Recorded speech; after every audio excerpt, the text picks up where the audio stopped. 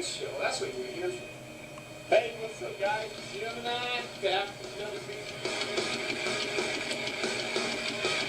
We're going to talk about WWE Payback 2014. None of you motherfuckers ever even watch it because the title. Hey, what's up, guys? Gemini, back with another video. Thank you for stopping by and subscribing to my channel. I appreciate it very much. What we're going to do in this video today, first off, I hope you guys like my new intro. My friend Justin made that for me. As always, you can follow me Facebook, Gemini Flair, and you can also follow me on Twitter, Gemini888. So let's get into the video. What I'm going to do in this video today is I'm going to talk about the worst end to a WWE pay-per-view that I've ever seen.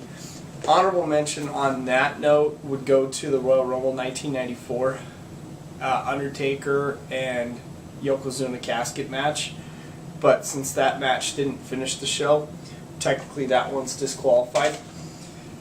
SummerSlam 93, the finish between Yokozuna and Lex Luger was terrible. It was so bad that Luger won by countout. Now, before we can talk about the finish of SummerSlam 93 in August of 93 in Auburn Hills, Michigan, I have to kind of tell you guys the way that this all came together if you weren't watching professional wrestling in 93.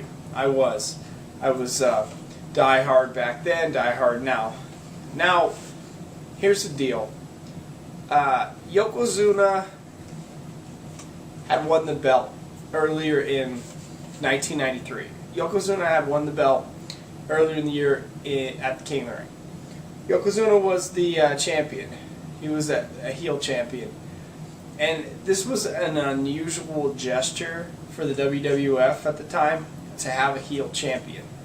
Most of their previous champions had all been baby faces. At this point, the WWF hadn't had a heel have a long title run. Yokozuna was pretty much the first heel to have a long title run, with the exception of maybe Flair in '92. But Yokozuna held the belt for a year. Now, the way that they were putting Yokozuna over on TV in '93 as a champion, he was just squashing people. Hacksaw Jim Duggan, Virgil, he was Tatanka. He was squashing all the good guys on TV. Yokozuna's over as a heel, and man, did I hate him.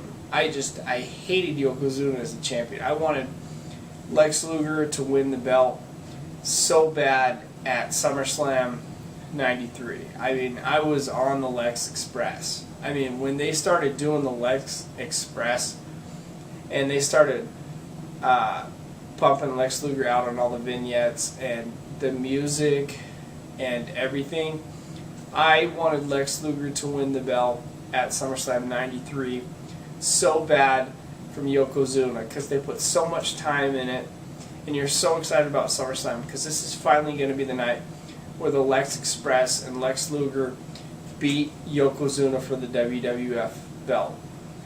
And then they end the match by a countout. I was so disappointed by this finish that Lex Luger won the belt by a countout. I was so devastated. I wanted anything to happen. I wanted the Ultimate Warrior to come out and challenge Yokozuna.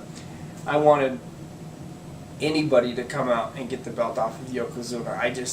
I hated his heel run. I hated his title run. And that's the truth. And if Luger could have just won the belt that night, all would have been right in the wrestling world. But I always felt like the finish of SummerSlam 93 was the worst finish in the history of the WWE. The way they ended that, the way the fans all came to the Palace of Auburn Hills to see Luger win the belt, and the way it all went down, and Yokozuna got counted out. Honestly, it was a terrible finish. I remember watching that pay-per-view live as it happened and feeling so ripped off and mad. I was just a little kid. I was only 13, and so what happened was when Luger won the match, I kept waiting for the match to restart, because I was like, no way, Luger didn't win the belt. No way, Luger didn't win the belt. And Vince McMahon was selling it on commentary that night in Detroit. He was really selling it on commentary. He was like, and Lex Luger has done it.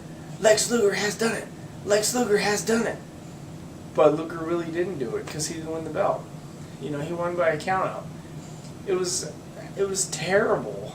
It was a lot like one of the reasons why WCW went out of business is because they used to always end the pay-per-view with the bad guy winning. And on that night, Yokozuna technically won because he left with the belt, and all the fans walked out of Auburn Hills, Michigan, with Yokozuna still as the champion. Look, it's not as big of a deal as it was, obviously, 21 years later. But when it happened, it was a huge deal, and I remember being so upset that the Lex Express didn't win the belt. I mean, I was mad. I was jaded. I was pissed that the WWF didn't give Luger the belt. After all that, after 4 months of Lex Express vignettes, 4 months, every Saturday, every primetime wrestling, every Raw, the music and everything. And then it came to it, and Luger looked good, man. He was mean, he was strong, he had a haircut. He got a haircut before that event. You can tell his hair was a little bit shorter. And then it didn't happen. And that one, I believe the WWF dropped the ball on why they didn't give Luger the belt. Because I've always been bothered to this day by watching SummerSlam 93 and remembering those feelings I had when Luger didn't get the belt. It was dumb. It was so stupid. Why did WWF build the Lex Express, put 4 months into it, get everybody in this country for the United States behind Lex Luger, and then have him win by a countout? I mean, this reminded me of an old school WCW finish, like where the fans would be behind Dusty Rhodes, and Ric Flair would always walk away with the belt. Like, for instance, one year at, Starrcade, I think it was like Starrcade 85, Rhodes won the match, and then 2 days later they gave it back to Flair. They used to always do that shit in WCW. It's the old Dusty Rhodes finish, and it never made a whole lot of sense. Like Starrcade 84, Flair to Rhodes. They stopped the match because Rhodes had a cut. Bullshit. I mean, you talk about ripping your fans off. Those fans didn't come to Starrcade 84 in Greensboro to watch the match end with a cut. This was frustrating. The finish was frustrating. And to me, this was the worst finish in the history of the WWE. So, hope you guys enjoyed a little story time with Jem. And you guys can comment below, of course, and write to me your opinions. And, it's YouTube, so I expect, Lex Luger sucked. He didn't deserve it. And, oh, that match was shit. And, oh, Roman Reigns is the man. I mean, that's what you generally get on YouTube, is some stupid comment like, I'll go through all this, 8-9 minute video, and somebody will write, your intro sucks. And that's fine. You can write that. But this video is for Kamala. This video is for Night Ranger and Big Jim and people who live, Iceman, Boston Man, people who lived it, experienced it, Wiz, Ace, people who lived it and experienced it and felt the same emotions I felt, because they're real wrestling fans. Not the kid who started watching wrestling last year and is going to write on here, can I have a shout out? I mean, these were real wrestling fans who were there in 93. If you were watching this in 1993, in August of 93, write it below. If you were watching it, you felt the same emotions I felt when Luger didn't win the belt. And otherwise, the kid who's going to write can have a shout out or a cool video on him. This video wasn't for you. We'll do another video for you another day.